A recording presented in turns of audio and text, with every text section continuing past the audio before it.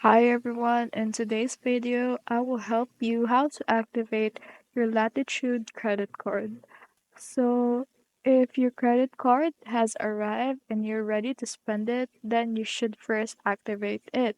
So, in order to activate it, you should install the Latitude app, which you can download from Google Play or Apple Store.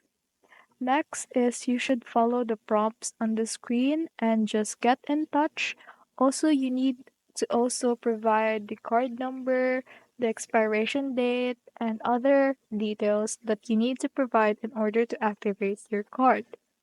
But if you don't want to activate your card via the Latitude app, then you can call their Latitude Service Center. So